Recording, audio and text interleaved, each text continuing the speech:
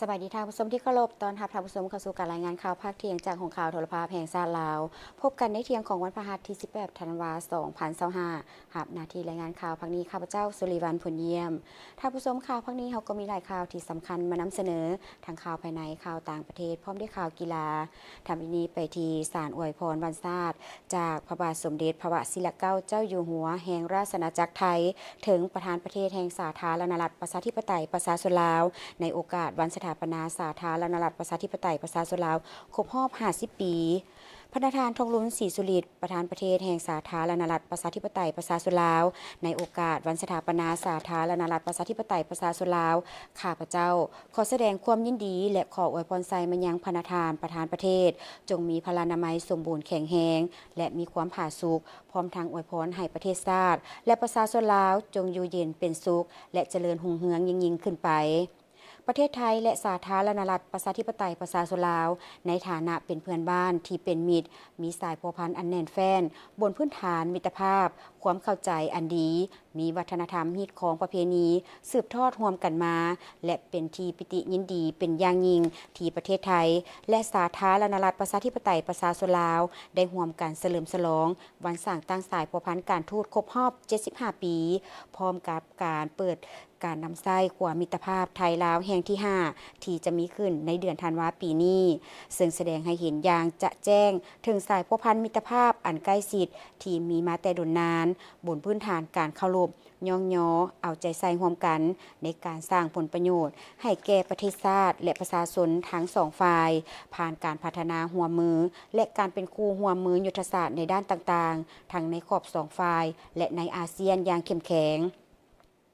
ข้าพเจ้าเชื่อมั่นว่าสายพัวพันอันอบอุ่นนี้จะสืบต่อพัฒนาอย่างบ่หยุดยั้งและเป็นรากฐานสำคัญในการส่งเสริมความก้าวหน้าในด้านการค้าการลงทุนการท่องเที่ยวพลังงานการพัฒนาพื้นฐานโครงสร้างคมนาคมและวัฒนธรรมซึ่งการพัฒนาในด้านต่างๆนี้บ่เพียงแต่สร้างผลประโยชน์ให้ทั้งสองประเทศและประชาชนเท่านั้นหากยังประกอบส่วนเข้าในความมั่นคงและความเจริญรุ่งเรืองของภาคพื้นของพวกเราอีกด้วยพระปรมาภิไธยพระมหาวชิราลงกรณ์พระวชิรเกล้าเจ้าอยู่หัวท่านทองลุ้นศรีสุริตเลขาธิการใหญ่ประธานประเทศได้เน้นหนักถึงความจำเป็นที่จะต้องปฏิรูปรัฐวิสาหกิจอย่างรอบด้านและถึงกกถึงหากเพื่อสุขยุการพัฒนาเศรษฐกิจของประเทศในโอกาสเข้าร่วมกองประชุมสรุปเวียกงานปฏิรูปรัฐวิสาหกิจประจำปี 2025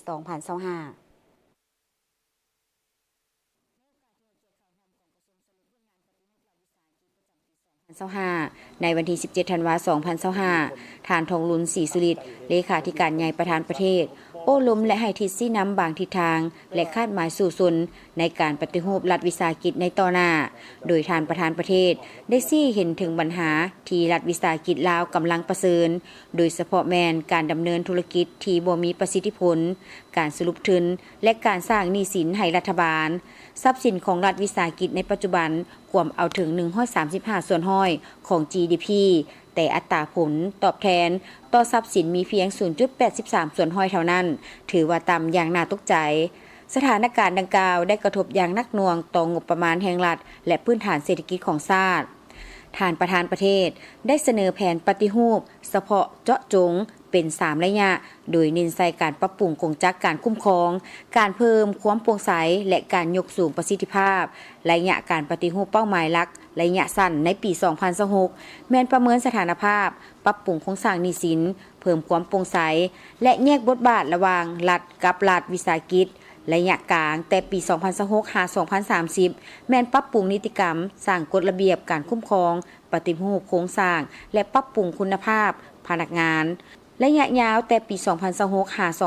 2035 แม้นระยะเฮ็ดให้รัฐวิสาหกิจมีความเข้มแข็งเป็นเจ้าพาทางและสร้างกำไรเพื่อเพิ่มทุนหอนหนึ่งละแม่นปรับปรุงพระบทบาทหน้าที่ของรัฐวิสาหกิจให้มันแจ้งซักแยกให้มันเห็นแก้ไขการพัวพันระหว่างการคุ้มครองมหาภาคของรัฐกับรัฐวิสาหกิจนี่ต้องมีความเป็นเจ้ารัฐวิสาหกิจต้องเบิ่งดูสิทธิ์เป็นเจ้าแนวใดการคุ้มครองแนวใดความรับผิดชอบแนวใดเฝ้าให้มันแจ้ง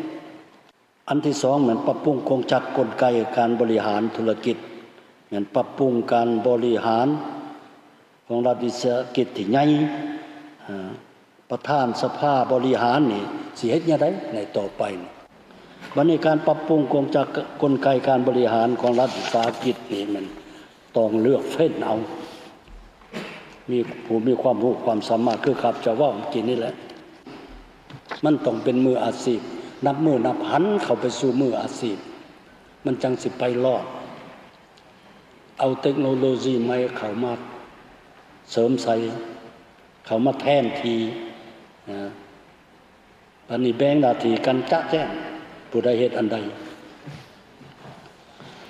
บัดนี้คณะปฏิรูประวิสาหกิจนี่แม่นวางยุทธศาสตร์แต่ละระยะอยากให้สุกอยู่แผนปฏิรูปให้มีประสิทธิผลไปพร้อมๆกันโลดเอาใจใส่ติดตามการนำใส่ทรัพย์สินทุนทรัพย์ของรัฐประเมินรอบด้านปรับปรุงปฏิรูปและคุ้มครองอย่างใกล้ชิดต่อการเคลื่อนไหวของรัฐวิสาหกิจของประเทศเฮาบ้านนี้กระทรวงแขนงการท้องถิ่นต้องมีภาระบทบาทปีพันธะร่วมมือให้ความสะดวกสู้อยู่นูนติดตามกฎการรัฐวิสาหกิจที่อยู่ในท้องถิ่นตัวเองที่อยู่ขึ้นกับอำนาจความรับผิดชอบของกระทรวงเจ้าของแขนงการท่านประธานประเทศได้เรียกร้องให้กระทรวงการเงินคณะกรรมการปฏิรูปรัฐวิสาหกิจและหน่วยงานเกี่ยวข้องจัดตั้งปฏิบัติแผนปฏิรูปอย่างเข้มงวดมีเป้าหมายที่ชัดเจน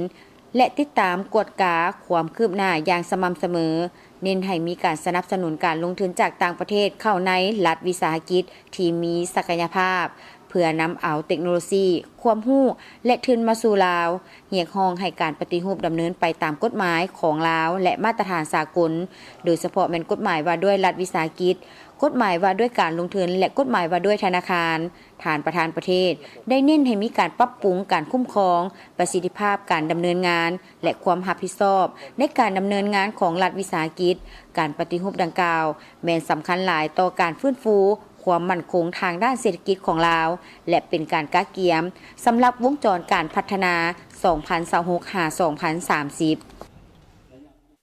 กระทรวงเทคโนโลยีและการสื่อสารสำเร็จฝึกอบรมเวียกงานเทคโนโลยีและการสื่อสารให้แก่แผนกเทคโนโลยีและการสื่อสารทั่วประเทศปิดฝึกอบรมเวียกงานเทคโนโลยีและการสื่อสารให้แก่แผนกเทคโนโลยีและการสื่อสารทั่วประเทศเข้าร่วมเป็นประธานมีทานบ่อเวียงคำวงดารารัฐมนตรีกระทรวงเทคโนโลยีและการสื่อสารมีบรรดาทานรองรัฐมนตรีหัวหน้ารองหัวหน้ากรมศูนย์สถาบันองค์การหัวหน้าแผนกเทคโนโลยีและการสื่อสารทั่วประเทศเข้าร่วม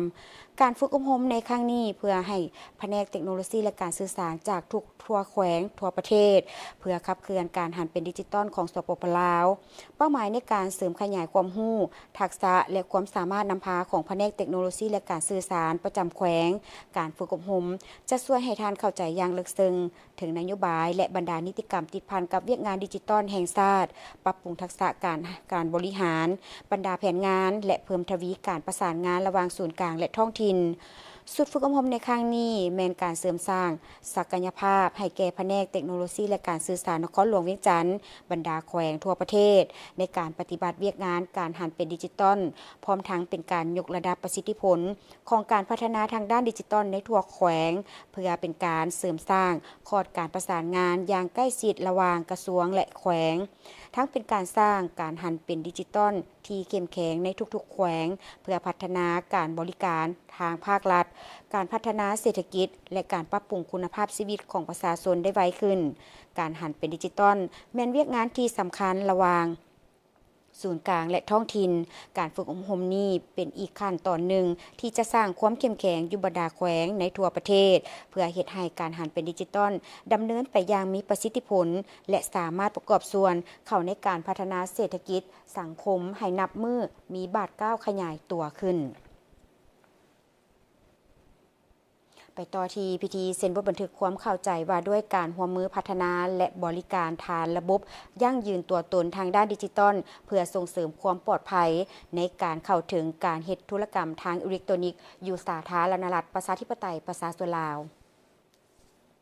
ในวันที่ 17 ธันวาคม 2025 กรมเทคโนโลยีดิจิทัลกระทรวงเทคโนโลยีและการสื่อสารและธนาคารส่งเสริมกสิกรรมจำกัดได้ลงนามเซ็นบทบันทึกข้อตกลงว่าด้วยการร่วมมือพัฒนาและบริการฐานระบบยั่งยืนตัวตนทางด้านดิจิทัลเพื่อส่งเสริมความปลอดภัยในการเข้าถึงการเฮ็ดธุรกรรมทางอิเล็กทรอนิกส์อยู่สปป.ลาวโดยการลงนามระหว่างทานนางศิริลักษณ์ไสยบุญสูหัวหน้ากรมเทคโนโลยีดิจิทัลกระทรวงเทคโนโลยีและการสื่อสารทานพิลาวันโสภาพมิไซ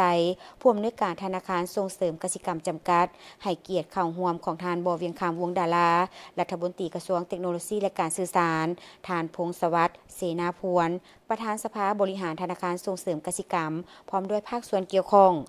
การลงนามบทบันทึกความเข้าใจในครั้งนี้ทั้งสองฝ่ายจะร่วมมือกันในการพัฒนาและให้บริการฐานระบบการยั่งยืนตัวตนทางดิจิทัลตามขอบเขตการร่วมมือที่ได้กำหนดไว้คือพัฒนาและบริการฐานระบบการยั่งยืนตัวตนทางดิจิทัลสำหรับการเฮ็ดธุรกรรมต่างๆของธนาคารการบริการของภาครัฐและเอกชนพร้อมทั้งพัฒนาระบบย่อยเพื่อกวดสอบความน่าเชื่อถือของลูกค้าและยั่งยืนความถูกต้องของเอกสารทางอิเล็กทรอนิกส์สร้างตั้งและร่วมบริการฐานข้อมูลกลางสำหรับการยั่งยืนตัวตนที่สังรวมข้อมูลจากหลายภาคส่วนเพื่อให้ธนาคารบริษัทโทรคมและผู้ให้บริการอื่นๆนำใช้เป็นแรงอ้างอิงในการยั่งยืนตัวตนและดำเนินการค้นคว้าสร้างหางนิติกรรมแผนยุทธศาสตร์และนโยบายที่เกี่ยวข้องกับการคุ้มครองและดำเนินการฐานระบบการยั่งยืนตัวตนอิเล็กทรอนิกส์ทั้งนี้ก็เพื่อเป็นการผันขยายวิสัยทัศน์ยุทธศาสตร์และแผนพัฒนาเศรษฐกิจดิจิทัลแห่งชาติในยุทธศาสตร์ที่2ว่าด้วยการพัฒนาพื้นฐานโครงสร้างและยุทธศาสตร์ที่5ว่าด้วยการพัฒนาผลิตภัณฑ์และการบริการประกอบส่วนเข้าในการสร้างเศรษฐกิจดิจิทัลและส่งเสริมการหันเป็นดิจิทัลของสปป.ลาวให้ปรากฏเป็นรูปธรรมอย่างแท้จริงในวันที่ 17 ธันวาคม 2025 ที่สำนักงานคณะพัวพันธ์ต่างประเทศศูนย์กลางภาคหัวหน้าคณะพัวพันธ์ต่างประเทศศูนย์กลางภาคได้ต้อนรับการเข้าเยี่ยมคำนับของเอกอัครราชทูตวิสามัญผู้มีอำนาจเต็มแห่งสาธารณรัฐฝรั่งประจำสาธารณรัฐประชาธิปไตยประชาชนลาวในโอกาสนี้ท่านบุญเหลือพันดานุวงศ์หัวหน้าคณะพัวพันธ์ต่างประเทศศูนย์กลางภาคได้แสดงความยินดีต้อนรับและชมเชยท่านนางเบเนดิกเดชองที่ได้ถูกแต่งตั้งให้มาดำรงตำแหน่งเป็นเอกอัครราชทูตวิสามัญผู้มีอำนาจเต็มแห่งสาธารณรัฐฝรั่งคนใหม่ประจำสปป.ลาวพร้อมทั้งตีราคาสูงต่อการพัวพันร่วมมือระหว่างลาวและฝรั่งตลอดระยะ72 ปีผ่านมาก็คือปัจจุบันและแสดงความขอบใจอย่างสูงต่อรัฐบาลและประชาชนฝรั่งที่ได้ให้การสนับสนุนช่วยเหลือเข้าในการสร้างสรรค์พัฒนาสปป.ลาวในระยะผ่านมาโดยเฉพาะแม่นการสุกยู่ให้วัตถุและสถานที่สำคัญทางประวัติศาสตร์ของสปป.ลาวเข้าเป็นมรดกโลกที่ผ่านมาพร้อมนั้นยังได้แสดงความเชื่อมั่นว่าด้วยประสบการณ์ทางด้านการทูตบทเรียนและความรู้ความสามารถที่อุดมสมบูรณ์ของทานทูตจะช่วยสืบต่อสุกยู่และส่งเสริมสายพัวพันมิตรภาพและการร่วมมืออันดีงามระหว่างสองประเทศทั้งในขอบสองฝ่ายและหลายฝ่ายให้นับมือได้รับการพัฒนายิ่งขึ้นโดยเฉพาะการแลกเปลี่ยนการเยี่ยมยามซึ่งกันและกันของคณะผู้แทนขันต่างๆรวมทั้งการไปมาหาสู่กันระหว่างประชาชนสองชาติเพื่อเป็นพื้นฐานให้แก่การเสริมขยายการร่วมมือทางด้านการค้าการลงทุนการศึกษาสาธารณสุขการท่องเที่ยวและแขนงการอื่นๆที่มีท่าแหงสุขอยู่การจัดตั้งปฏิบัติบรรดาสัญญาการร่วมมือที่สองฝ่ายได้ร่วมกันลงนามผ่านมาให้ปรากฏผลเป็นจริงในโอกาสนี้ท่านเอกอัครราชทูตก็ได้แสดงความขอบใจอย่างจริงใจต่อท่านหัวหน้าคณะพัวพันต่างประเทศศูนย์กลางภาคที่ได้ให้การต้อนรับอย่างอบอุ่นพร้อมทั้งตีราคาสูงถึงการพัวพันร่วมมือระหว่าง2ประเทศฝรั่งและลาวซึ่งความเอาหลายคงเขตเวียกงานดังกล่าวและยืนยันว่าระยะการปฏิบัติหน้าที่การทูตอยู่สปป.ลาวตัวเองจะพยายามอย่างสูงสุดความสามารถให้การเป็นข้อต่อการประสานสมทบระหว่างภาคส่วนต่างๆที่เกี่ยวข้องของฝรั่งและลาวเพื่อสืบต่อประกอบส่วนสุขยู่ส่งเสริมสายพัวพันมิตรภาพและการร่วมมือให้มีบาดก้าวใหม่และขยายตัวยิ่งขึ้นไปในตอนท้ายท่านบุญเหลือพันดานุวงศ์ได้อวยพรให้ท่านเอกอัครราชทูตจงมีสุขภาพเข้มแข็งและประสบผลสำเร็จในการปฏิบัติหน้าที่อันมีเกียรติสูงส่งของตนอยู่สปป.ลาว บรรดาท่านหัวหน้ากลุ่มห้องกลุ่มและภาคส่วนที่เกี่ยวข้องของกระทรวงเกษตรกรรมและสิ่งแวดล้อมลงเยี่ยมยามเบิงศูนย์ทดลองแนวพันธุ์พืชที่ดีหัวมือลาวจีนกวางซีในวันที่ 17 ธันวาคม 2025 ทานวีรพล นวลแสงสี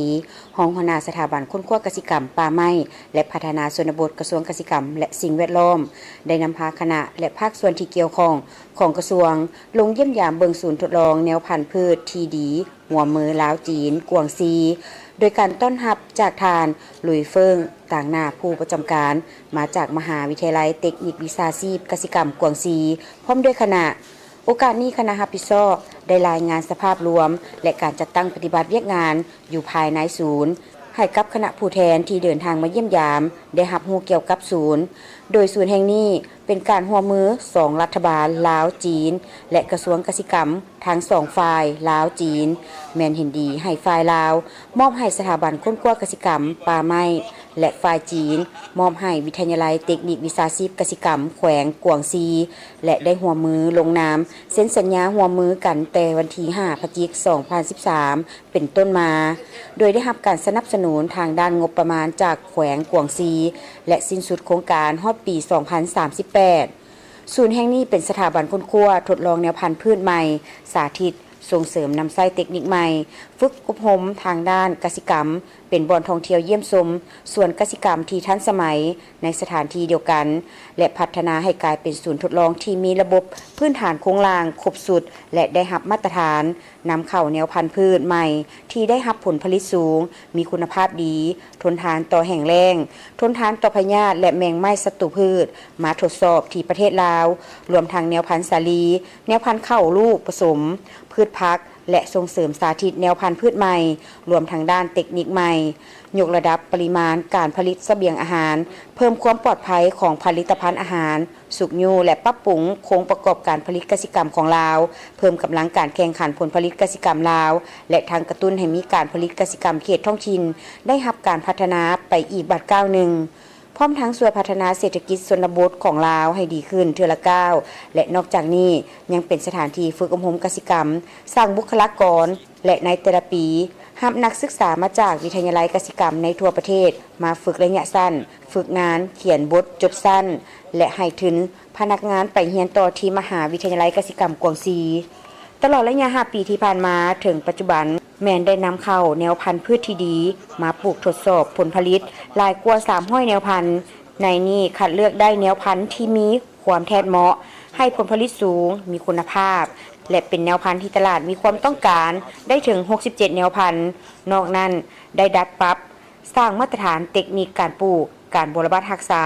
ข้าวสาลีหมากถั่วเหลืองหมากแตงแคนตาลูปหมากมังกรสร้างแปลงสาธิตเทคนิคปลูกพืชได้ทั้งหมด6จุดคือแปลงปลูกผักสะอาดการปลูกหมากมังกรข้าวอินทรีย์การปลูกกล้วยปลูกหมากนอดนอกนั้นยังได้ก่อสร้างพลังงานวิชาการและลดพรความทุกข์ยากของประชาชนอยู่บ้านทาดอกคำเมืองไซธานีนครหลวงเวียงจันทน์ตื่มอีกท่านผู้ชมจากนี้ไปติดตามสถานการณ์ข่าวต่างประเทศพร้อมด้วยข่าวกีฬา